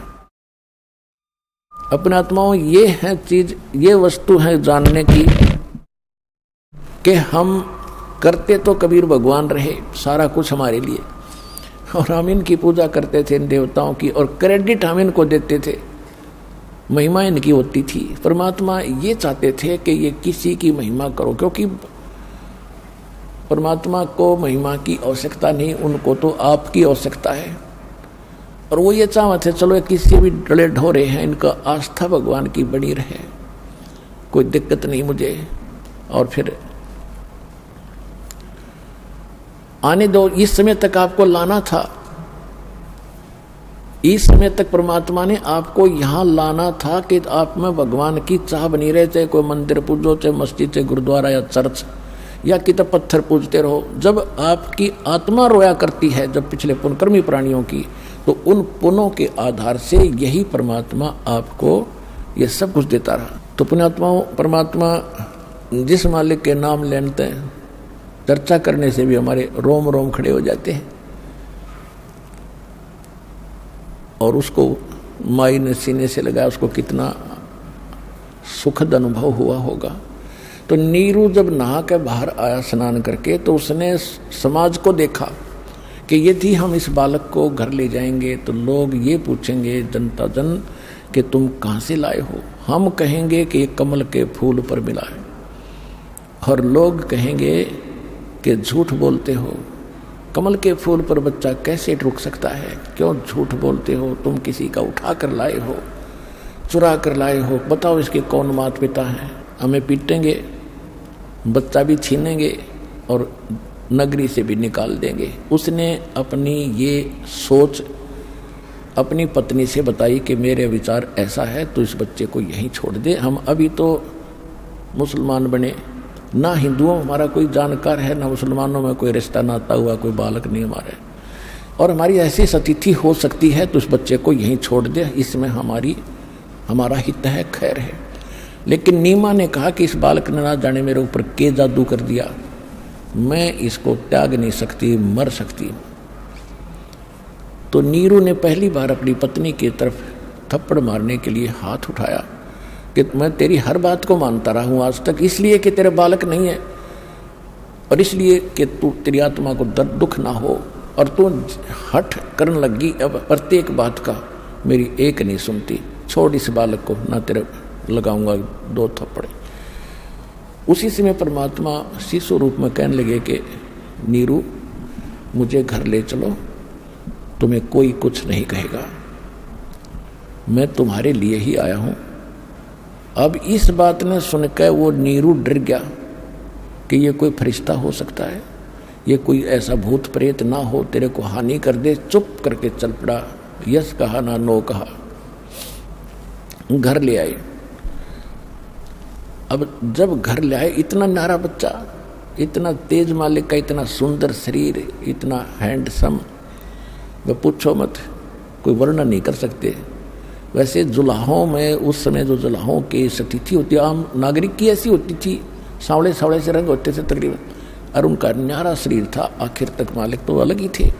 तो जो भी पता लगा कि नीरू नीमा का इतना सुंदर बच्चा मिला इनको, वो ये भूल भाल गए क्यों मिला, कितने मिला, ये जरूर पूछ रहे थे कहाँ मिला, कि कमल के फूल पर था। अब किसी ने इतना विवेक ना करा कि कमल के फूल पर कैसे हो गया, जन्म पाया, तो कुछ उन्होंने अपने हिसाब से थोड़ा बहुत चेंज भी कर दिया। वहाँ पर रखा था किनारे पर कमल के फूल पर धरा था कि ये खाम खाम चट वो ना करेंगे चट चट। तो कहने का भाव ये है कि सारा गांव ऐसे देखने के लिए चला उस बच्चे को, जैसे मंडली बनाकर औरतें गीत गाती हुई आया करती हैं, किसी के कोई देखना होता था, कोई बच्चा हो जाता था, ऐसे आने लगी।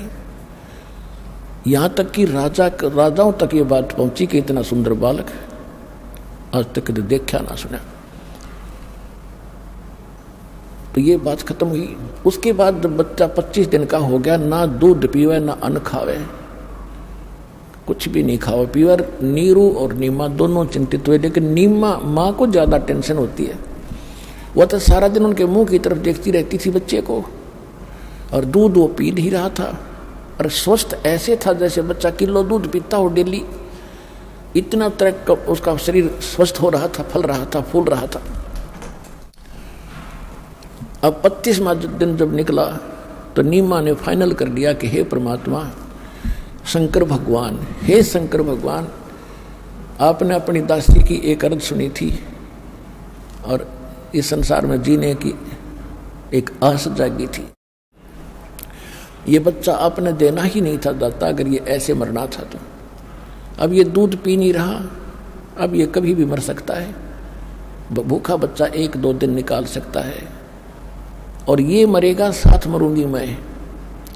अब इस संसार में मेरा जिया नहीं जागा। कोई व्यंग कसेंगे, कोई ताने लगावेंगे कि किरा किचका बत्ता ले आए थे ठाके, इसलिए तने संभाला, कोई ना मार दिया। एक कलंक मेरे सिर पर और रखा जागा, और इसके बिना मैं जी नहीं सकती। ये कति हृदय में मान लिया। परमात्मा तो अंतर्यामी है, उनको मालूम था कि मैं तो मरूना पर या बुढ़िया जरूर मर जाएगी। इसलिए उन्होंने शंकर भगवान को प्रेरित किया। परमेश्वर के रिमोट से चलता सारा जीव। शंकर भगवान अपने शिवपुरी में, शिवलोक में ऊपर से एकदम उसका कसक हुई कि मुझे कौन पुकार रहा है। एक साधु रूप बनाकर संत का, और शंकर भगवान वहां आ गए। और कहा माई क्यों रो रहे हो, क्या बात है। और वह इतनी बुरी तरह रो रही थी कि उसके मुंह से शब्द निकल नहीं पा रहे थे। तो शंकर भगवान ने यानी साधु रूप में कहा माई क्या बात है। तो उसने कहा रोती रोती ने कि महाराज जी मेरे दुख को ना सुनो, मेरा दुख बहुत भारी है, आपके सतर का नहीं है। तो उसने कहा कि माई कहते हैं कि अपना दुख किसी को बता दे तो हल्का हो जाता है, आप बताओ तो हो सकता है मैं कुछ कर सकूं। तो उसने बताया कि पहले हमारे संतान नहीं थी और हम एक सरोवर पर स्नान करने जाते हैं। एक दिन मैंने अपने भगवान शंकर भगवान को याद किया था, हृदय से पुकारा था, उसी दिन मेरी पुकार सुनी, कमल के फूल पर एक बालक दिया उसने। और अब ये 25 दिन का हो गया महात्मा जी, ना ये कुछ खाता ना पीता, ये तो निश्चिंत है कि इसकी मृत्यु होगी और साथ मैं मरूंगी, मैं सुसाइड करूंगी, मैं जीऊंगी नहीं, ये फाइनल फैसला है। नो रो रही हूँ मैं, भगवान ना देते तो अच्छा, तो अब दे कर ले रहे हो।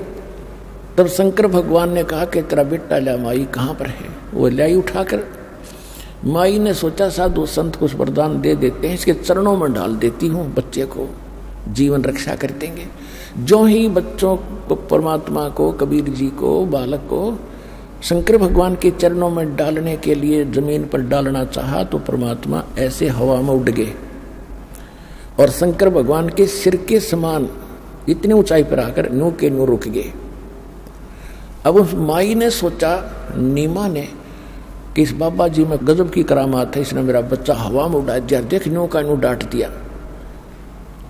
तो फिर शंकर भगवान ने ऐसे हाथ किया जैसे बच्चे को हाथ में लेते हैं, परमात्मा वहां से उसके हाथों में आ गए।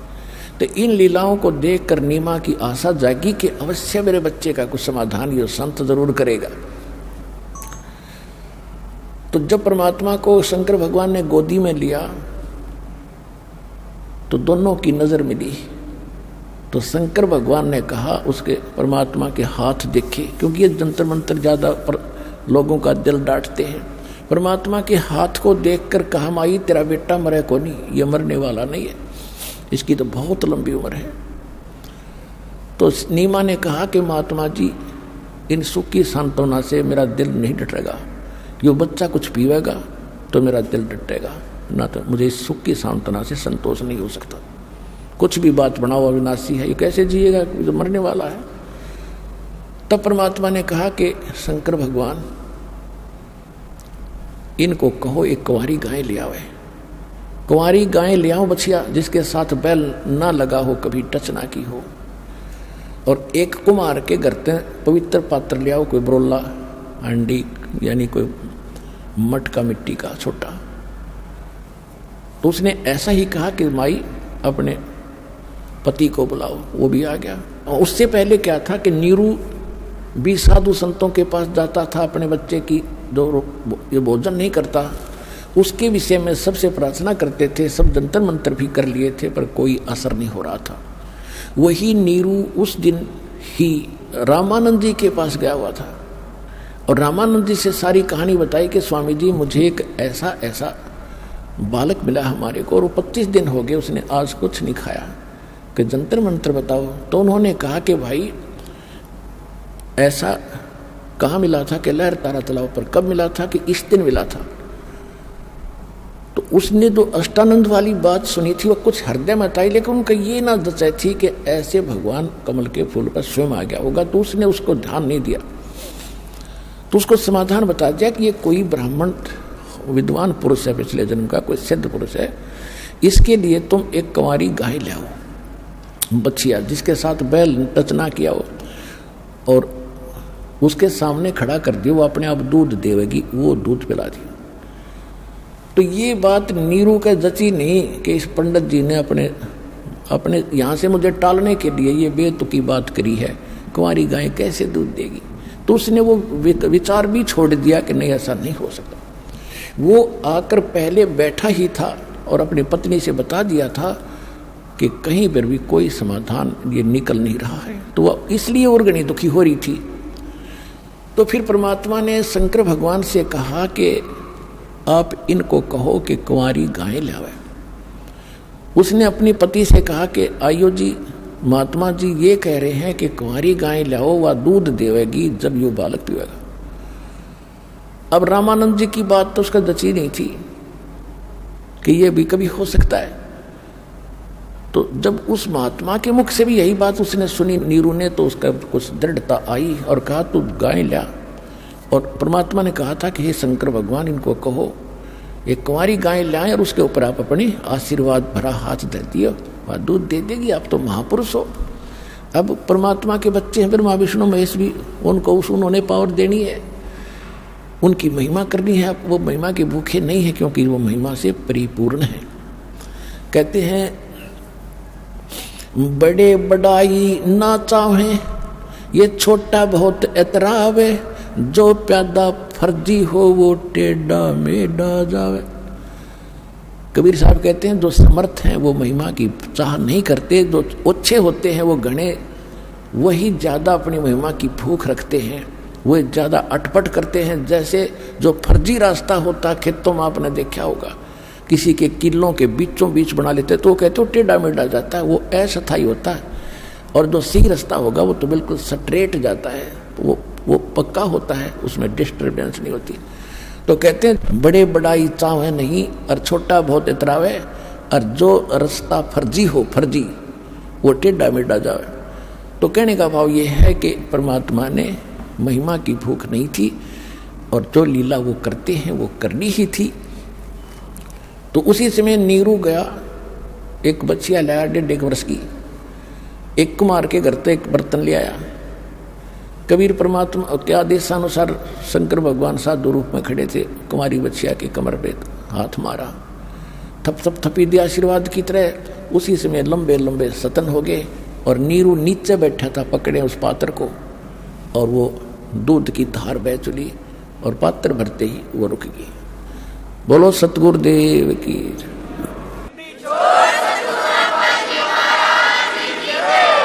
वो परमात्मा ने, कबीर भगवान ने वो दूध पिया, फिर उस गाय ने अपनी दूध देने लगी, ऐसे दूध देती रही। तो परमात्मा के परवरिश की लीला कुंवारी गायों से हुई आज से 600 वर्ष पहले जब भगवान प्रकट हुए थे।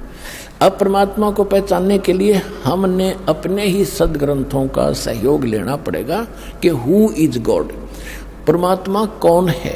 परमात्मा वही है जिसकी डेफिनेशन और जिसके सब गुण मेरिट्स हमारे सदग्रंथों में मिलते हों, क्योंकि वेदों को पूरा विश्व मानता है कि परमात्मा की सही जानकारी है। हिंदू धर्म के लिए तो ये एक आभूषण है, एक गहना है, ये हमारा एक बहुत अच्छा वो सदग्रंथ है। इनमें जो लिखा सही है, तो इनमें जो लिखा है और जो लीला जिसने की है, ही इज गॉड, 2 अक्षर की बात है। अब आपको दिखाते हैं, आज से 600 वर्ष पहले, आज का लिखा इतिहास नहीं है, 600 वर्ष पहले परमात्मा ने जो लीला की थी और धर्मदास जी ने लिखी थी भगवान की महिमा, आपको सदग्रंथों से दिखाते हैं, कबीर सागर से दिखाते हैं। ये देखिएगा कबीर सागर संपूर्ण 11 भाग, खेमरा श्री कृष्ण दास प्रकाशन मुंबई से प्रकाशित है। कबीर सागर कबीर पंथी भारत पथिक स्वामी युगलानंद बिहारी द्वारा पुरस्कृत मुद्रक एवं प्रकाशक है खेमरा श्री कृष्ण दास, अध्यक्ष श्री वेंकटेश्वर प्रेस, खेमरा श्री कृष्ण दास मार्ग, मुंबई। इसमें एक ज्ञान सागर नाम का अध्याय है। अब इसके ये है ज्ञान सागर, ये इसके 73 पृष्ठ पर दिखाते हैं। ज्ञान सागर ये खंड है, अध्याय है कि इसमें यहाँ से चला रहा है शंकर वचन। तो तोरे घर पंडित अधिकारी, झूठ बोल कर बोलो नारी, हरि कमला सम देखो ज्ञाना, बुद्धिवंत तुम पुत्र ये तुम्हारा पुत्र सुजाना, सुनकर महिमा पुत्र की नारी धरे तो पाओ, हे स्वामी मम इच्छा स्वर्ण वचन सुनाओ, कहाँ जलाना कहाँ की आवाज। ये काफ़ी वार्ता है इसके अंदर, लेकिन हम अपने मतलब भी सुने। शंकर भगवान कह रहे हैं 73 पृष्ठ पे। फिर वो चले गए वहाँ पर रामानंद जी के पास, उधर से नीरू। अब यहाँ देखो प्रश्न नंबर 74 पे ज्ञान सागर का हम यहाँ से पढ़ेंगे। अब रामानंद जी के पास जाकर के नीरू ने क्या कहा कि सुन जुल्हा मन भयो आनंदा जिमी चकोर पायो निश्चंदा, यानी ले सुत चले हर्ष मन कीना, परमात्मा को तालाब से उठाकर ले आए। अर्थात सो पुन असबोल ही दीना, अगले जन्म जब होए तुम्हारा तुम्हें पठावे यम के तैनारा, ये कबीर साहब ने उनको कही थी। फिर कहते सुत काशी को ले चले, सुत माने बेटे को, बच्चे को, लड़के को, लोग देखन ता आओ और अन्न पानी भखे नहीं, जुल्हा शोक जनावे, को खा पी नहीं रहा था इसलिए जुल्हा दुखी हुआ।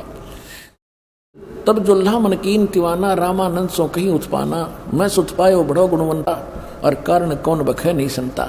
रामानंद जी से कह रहे नीरू कि हे महात्मा जी, मुझे एक बहुत ही सुंदर और गुणवान बालक मिला है, वो कुछ खा पी नहीं रहा, इसका कारण और समाधान बताएं। देखिएगा, तब जुल्हा मन कीन तिवाना, रामानंद सो कहीं उत्पाना, मैं सुत पायो बड़ो गुणवंता, कारण कौन बखे नहीं संता। रामानंद ध्यान तब धारा, जुल्हा सो तब वचन उचारा, पूर्व जन्म तम ब्राह्मण जाति, हर सेवा कीनी भली भांति, कुछ तब सेवा हरि की चूका, अर्थात भयो जुल्हा का रूपा, प्रीति प्रभु गए तो लेनी, ताते उद्धान में सुत तो दीनी, कि परमात्मा ने तुझे जंगल में यो पुत्र दिया है। नूरी नहीं है, नीरू मिसप्रिंट है। अब नीरू बोला कि हे प्रभु 10 की नो तस पाया, अर्थ हो तो दर्शन आयो। रामानंद बता रहे हैं कि पहले जन्म में तू ब्राह्मण था और तूने कोई भक्ति, परमात्मा की भक्ति में कमी कर दी, जिस कारण तो धारणक रूप में जुल्हा का घर जन्म हुआ। अब नीरू कह रहा है परमात्मा पहले तो मैंने जो करी सो भर ली, पर ईब मेरे पर जो संकट आ गया इसका निवारण बताओ। हे प्रभु 10 की नो तस पायो, अर्थ हो तो दर्शन आयो, सो कहियो उपाय गोसाई, बालक अक्षुदावंत कुछ खाई। रामानंद अस युक्ति विचारा, तुम सुत कोई ज्ञानी अवतारा। रामानंद जी ने कहा कि तुम्हारा बेटा कोई विद्वान पुरुष पूर्व जन्म का है, और बचिया जाही बैल नहीं लागा, सो ले ठाड़ करो ते आगा। एक बचिया ले आओ जिसको बैल ने टच ना कराया हो, और दूध चले ते थनते, दूध धरो छिपाई, अक्षुदावंत जब बालक हो तब तो देव खिलाई। अब जुल्हा एक बचिया ले आवा और चला दूध कोई मरम न पावा, चलो दूध जुल्हा हरसाना, राख छिपाई कहो नहीं जाना। अब यहाँ कहते हैं दूध तब पीवत नाम कबीरा, और खेलत संत संग मत धीरा। अब ये तो लीला की परमात्मा ने 600 वर्ष पहले, 600 वर्ष पहले कबीर परमात्मा ने जैसी लीला की थी, कबीर सागर, ये भी एक सदग्रंथ है, सूक्ष्म वेद है। तो ये तो है परमात्मा का प्रैक्टिकल जो उन्होंने किया कलयुग में, ये प्रमाण है। कोई आज का लिखा ग्रंथ नहीं है ये। कोई नहीं सोचे मैं मबरान खातिर रामपाल ने 20 साल पहले लिख लिया होगा ना, ये तो 600 वर्ष पहले धर्मदास जी के द्वारा लिखा गया। अब हमारे वेद क्या बताते, परमात्मा क्या करता है, तो 2 मिनट में समझ में आ जाएगा हु इज गॉड। ये देखिएगा ऋग्वेद मंडल नंबर 9 सूक्त 1 और मंत्र 9 में ये स्पष्ट है कि परमात्मा जो शिशु रूप धारण करके आता है, उसकी परवरिश की लीला कुंवारी गायों के द्वारा होती है। ये देखिएगा, ये है ऋग्वेद मंडल 9 और 10 इकट्ठे ही हैं। और एक और कमाल की बात है, ये आर्य समाज के विद्वानों द्वारा प्रकाशक सार्वजनिक आर्य प्रतिनिधि सभा, महर्षि सिद्धांत भवन, रामलीला मैदान, नई दिल्ली। और ये है महर्षि दयानंद सरस्वती कृत, और ये है Mudrik prince offset printers 1510 Pataudi house, Daryaganj, Nai Delhi.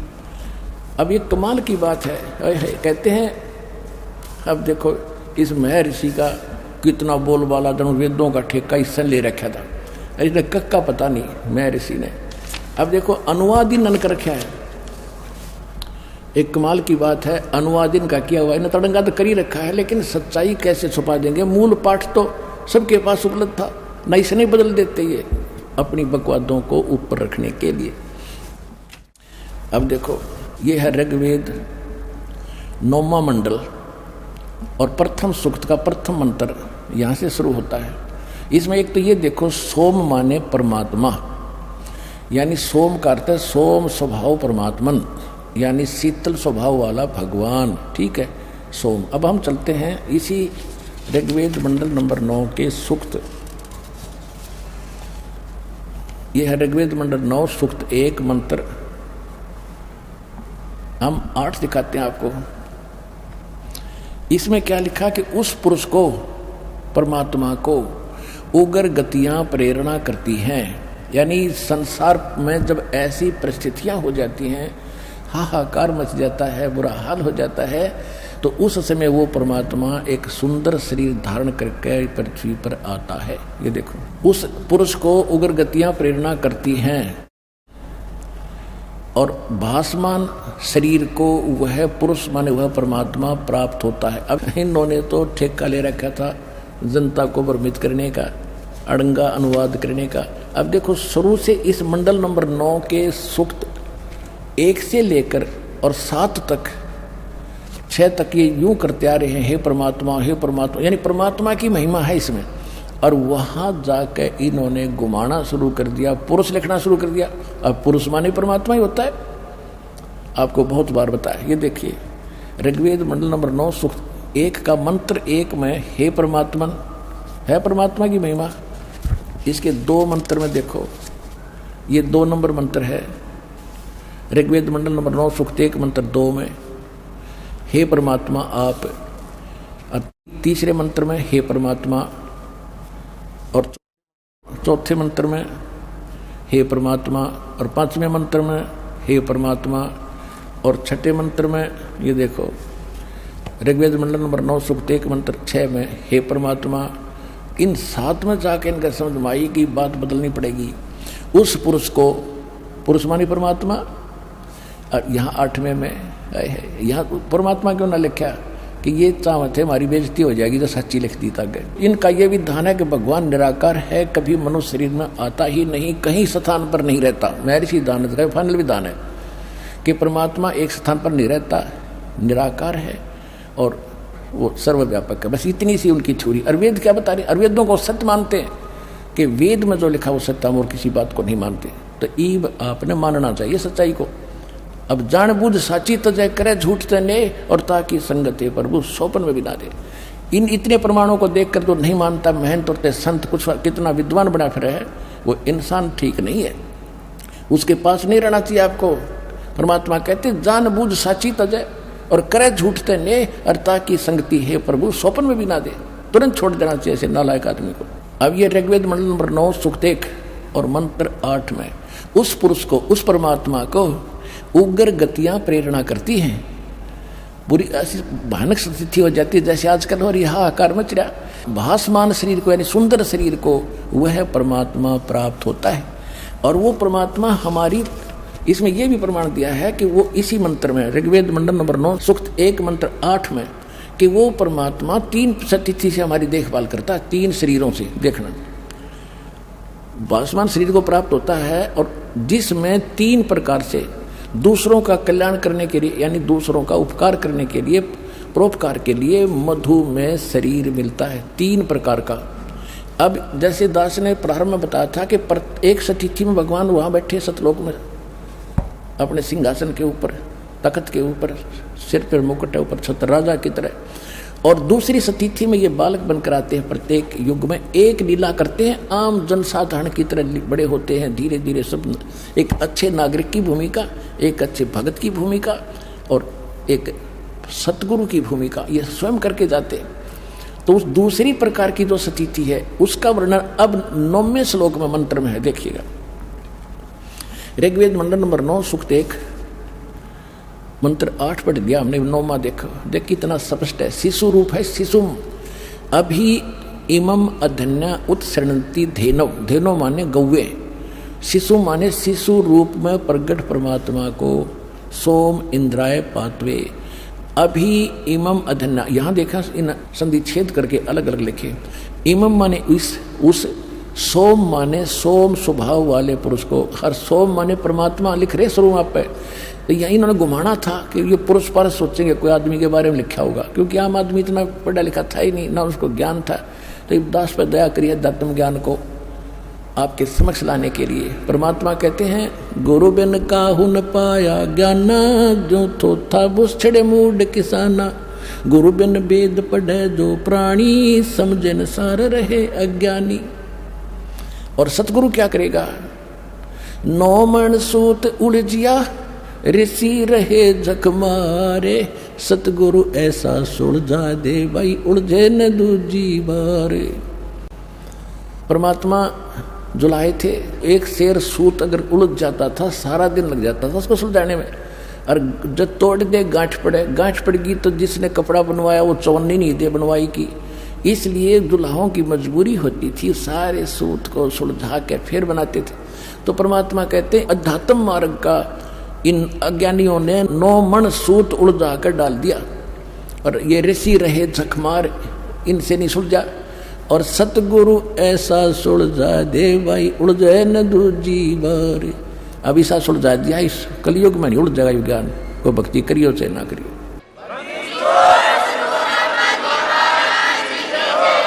अब देखिएगा ऋग्वेद मंडल नंबर 9 सूक्त 1 मंत्र 9 पढ़ रहे हैं। इमम माने उस, सोम माने परमात्मा को, जो शिशुम यानी शिशु रूप में कुमार अवस्था में, अभी अधन्या, अधन्या माने लिख दिया अहिंसनीय, धेनो माने गौवे। अब अहिंसनीय नहीं, हमारे देसी भाषा है या हरियाणा की, जो गाय बिना दनाई हो ना, नए दूध ना हुई हो, गर्भ ना रहा, उसको कहते हैं ये बिना दनाई है, अधन्या, बिना दनाई। और उसको संस्कृत में अधन्या यानी जो धनाई नहीं है, जो बैल ने टच नहीं की है सांड ने। और अभी यानी कंप्लीट, परिपूर्ण, पूर्ण रूप से, सर्व प्रकार से, यानी कंवारी। अभी अधन्या, ये कंवारी के लिए वो है प्रमाण। देखिए अभी अधन्या, सब प्रकार से, अधन्या माने बिना धनाई यानी कंवारी। अभी अधन्या इकट्ठा ही लिखना था। अभी अधन्या माने कंवारी गौओं से उनकी तृप्ति करती हैं, वो कंवारी गायें उनकी तृप्ति करती हैं। किसकी? उस शिशु रूप धारण, बालक रूप धारी परमात्मा की बालक अवस्था में ये अभी अधन्या माने कंवारी गौवें तृप्त करती हैं, उनकी परवरिश की लीला कंवारी गायों से होती है। ही इज गॉड, जो ऐसी लीला करता है। तो यह करी किसने थी? 600 वर्ष पहले उस कबीर परमात्मा ने उस धानक जुलाहे को कहा करते थे, वो थी। और जिन महापुरुषों ने परमात्मा को जाना, जिनको मालिक तीसरी सतिथि में आकर मिले थे, आदरणीय धर्मदास साहिब जी, आदरणीय नानक साहिब जी, आदरणीय मुल्कदास साहिब जी, आदरणीय दादू साहिब जी, आदरणीय गरीबदास साहिब जी, आदरणीय गीसादास साहिब जी, इन महापुरुषों ने क्या बताया है? हम सुल्तानी नानक तारे दादू को उपदेश दिया, जात जुलाहा भेद न पाया वो काशी माहे कबीर हुआ। अनंत कोट ब्रह्मंड का एक रति नहीं भारे, सतगुरु पुरुष कबीर हैं ये कुल के सृजन हो रे। ये भी स्पष्ट कर दिया गरीबदास साहिब जी ने कि मैं, इंक्लूडिंग मी, हम इब्राहिम सुल्तान अधम, दादू जी और नानक जी को भी उन्होंने पार किया। हम सुल्तानी नानक तारे दादू को उपदेश दिया, जात जुलाहा भेद न पाया वो काशी माहे कबीर हुआ। अब दादू साहिब जी ने क्या किया है? जिन मुझको निज नाम दिया सोए सतगुरु हमारे, दादू दूसरा कोई नहीं वो कबीर सिरजनहारे। अब नानक साहिब जी ने क्या कहा है? गुरु ग्रंथ साहिब के, नानक साहिब जी का पहले मेले की जो वाणी है वो स्वयं नानक साहिब जी के मुख अरविंद से उतरित है। पहले मेले की वाणी है 24 नंबर पृष्ठ पर कि तेरा एक नाम तारे संसार, तेरा एक नाम तारे संसार में एहो आस एहो आधार, फाई सूरत मुलुक की वेश ए ठगवाड़ा ठगी, देश खरासियाना भोता बार ये धानक रूप रहा करता। गुरु ग्रंथ साहिब के 721 पृष्ठ में लिखा है कि एक अर्ज गुप्तम पेश तो दर कून करतार, हक्का कबीर करीम तू बे अपरवरदिगार। उसमें नाम लिखा दाता का कि हे कबीर परमात्मा, हे हक्का कबीर माने हे सत कबीर, हक माने सत्य, हक्का कबीर करीम तू बेअब परवरदिगार और सारी सृष्टि का रचनहार तू ही करतार। फिर 731 पृष्ठ पर लिखा है कि अंधला नीच जात परदेसी मेरा, खिन आवे तिल जावे, अर्जा की संगत नानक रंदा कैसे मोंडा पावे। कति प्रमाणित कर दिया को नीच जात को, जिसने तुम वो है मेरा परदेसी, मेरा साथी यानी मेरा भगवान, एक सेकंड में यहाँ देखता हूँ, एक सेकंड में ऊपर पावे। तो इसकी आद और अंत को मैं क्या बताऊं तुम्हारे को। और गरीबदास जी ने स्पष्ट कर दिया कि हम सुल्तानी नानक तारे दादू को उपदेश दिया और जात दुलाहा भेद नहीं पाया काशी माए कबीर हुआ। तो हु इज गॉड कभी